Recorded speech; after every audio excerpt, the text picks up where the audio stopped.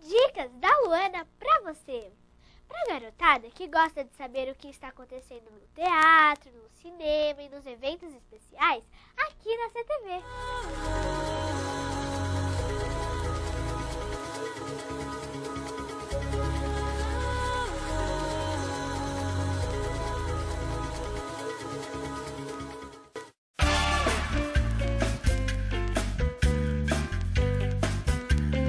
Nós estamos aqui de volta com o programa Foco no Autor, hoje com a minha queridíssima Liliane Moura Martins, e hoje nós estamos falando sobre um tema fantástico que é a espiritualidade no universo infantil, com crianças, com adolescentes, não importa, mas enfim, um tema muito interessante porque nós mesmos temos uma dificuldade muito grande de lidar com essas questões conosco mesmo. Imagine com as crianças. E nós vamos aproveitar, quando nós estamos falando no intervalo, antes do intervalo, sobre o livro que a Liliane escreveu, que é o Viajando nas Estrelas, publicado pela editora Vida e Consciência, que saiu em 2008, não é, Liliane? Foi, em 2008. Foi em 2008. E você levou quanto tempo para escrever esse livro? Foram 2 anos, Marcela. 2 2 anos escrevendo e pegando as experiências das minhas filhas, anotando.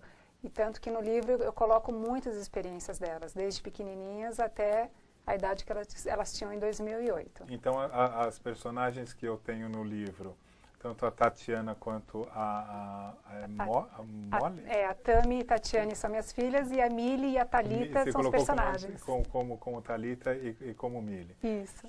Então, seriam as experiências, mais ou menos as experiências delas, em que você foi, de uma certa maneira, passando isso para o papel e para poder desenvolver essa história. Inclusive eu coloco bastante, eu abordo o tema bastante de desmatamento da floresta amazônica, de poluição dos oceanos, a nossa calota polar. Então eu coloco bem assim, uma coisa bem de ecossistema, né? Porque é importante as crianças hoje poderem acessar esse tipo de informação, que é preservação do meio ambiente. Então, além da parte espiritualista, né, do livro, sem abordar religião, existe esse outro tema, esse outro lado, que é um livro que pode ser usado, inclusivamente, didática para as escolas. Né? E então, sustentabilidade. Exatamente, sustentabilidade. Porque hoje também isso é uma questão vital para nós, para a nossa sobrevivência. Então você já imagina a criança já ter um pouco de conhecimento espiritual e também já ter técnicas, práticas, enfim, de sustentabilidade, conceitos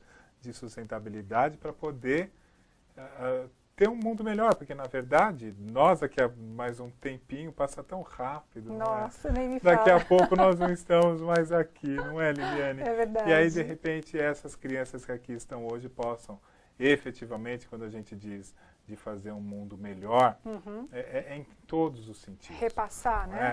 De valores, não só de estar presos aos conceitos, né, espiritualistas, mas assim, de um mundo efetivamente melhor, mas em vários aspectos. Sim. Não é? Por mais que a gente queira, né, um mundo sem guerra, sem violência, e, enfim, né, um mundo perfeito, nós sabemos que o perfeito não existe, mas se cada um de nós puder fazer a sua parte, vocês imaginem como seria muito melhor viver hoje em dia com todas as pessoas colaborando de uma certa maneira.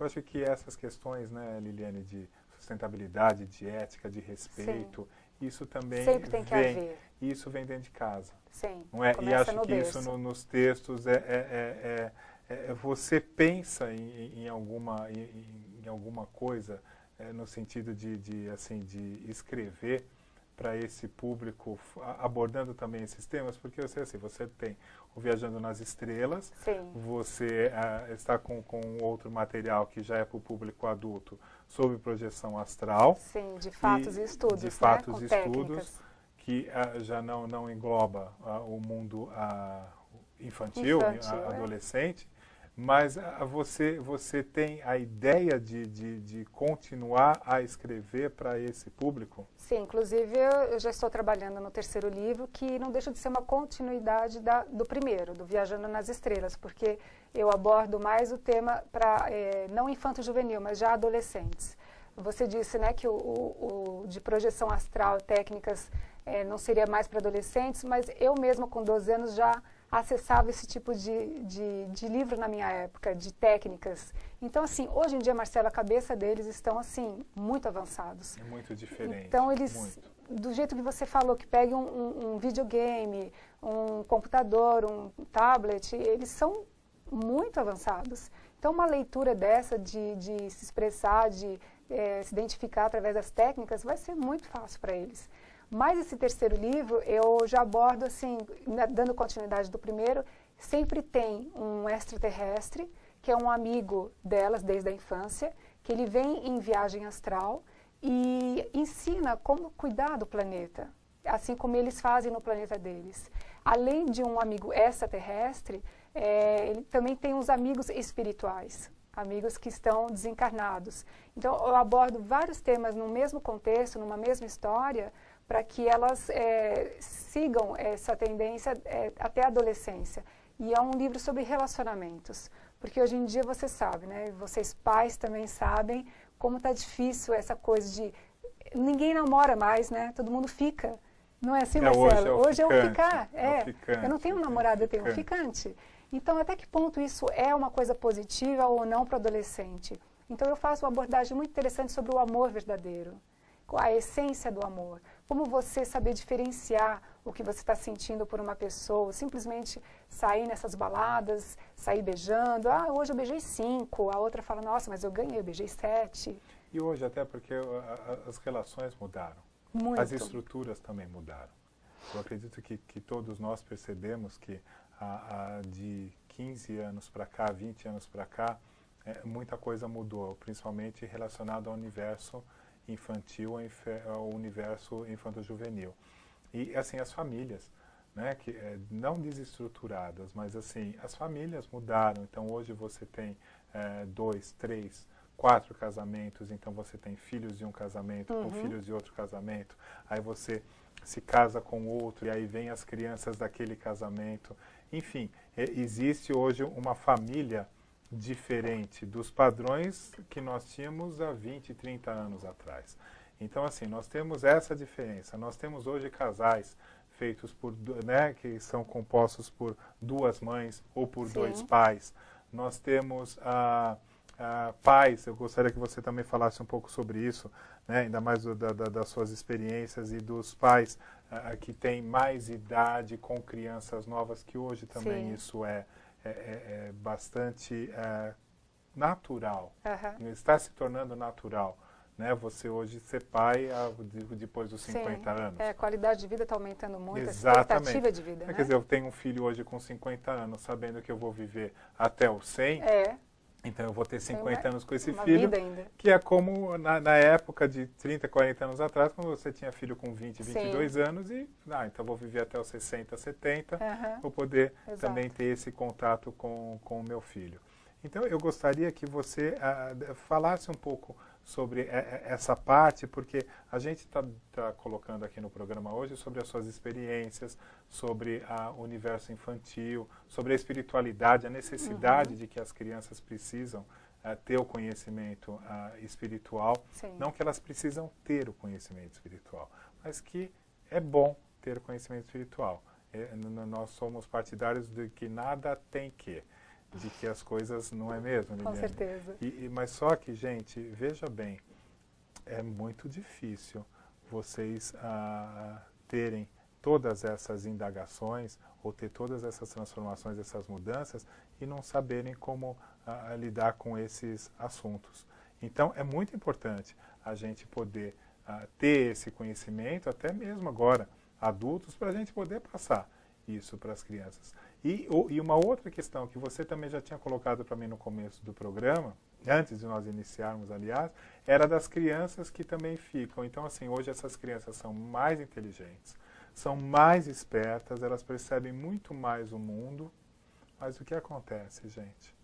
Ela fica o dia inteiro dentro de casa, jogando videogame, ou então assistindo televisão, ou no computador. Hoje, aliás, assistindo televisão era no meu tempo. Hoje ela fica no computador. Só no computador. Liliane? Eu tenho 2 adolescentes. Aí, não é assim que funciona.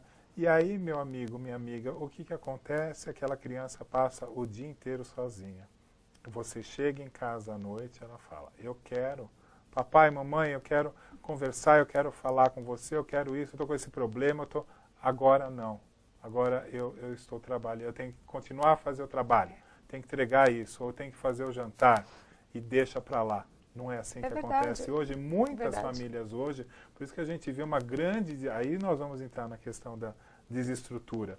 E aí o que acontece? A criança não tem, ou esse adolescente, ele não tem como dialogar, ele perde, né? Ele acaba se afastando do pai, da mãe, enfim, dos irmãos também, porque os irmãos também estão da mesma maneira perdidos e muito embora hoje as famílias diminuíram muito. Então hoje é um filho, 2 filhos já é algo muito grandioso. Né? A história dos 3, 4, 5 irmãos, ela já faz parte do passado. Então, como é eu imagino então, olha só, a sua colocação antes de nós iniciarmos. Imagina uma criança com algumas indagações de espiritualidade, gente, já com 12, 13 anos de idade, com sensibilidade, com mediunidade aflorada e sozinha. Sozinha com o seu notebook, né? Exato, com o seu notebook ou com o seu PlayStation, ou enfim, com o seu game, ou com o seu iPad, ou com o seu celular. Mas e aí? Esse é muito complicado, Marcelo, porque você acaba desenvolvendo só o lado racional da criança.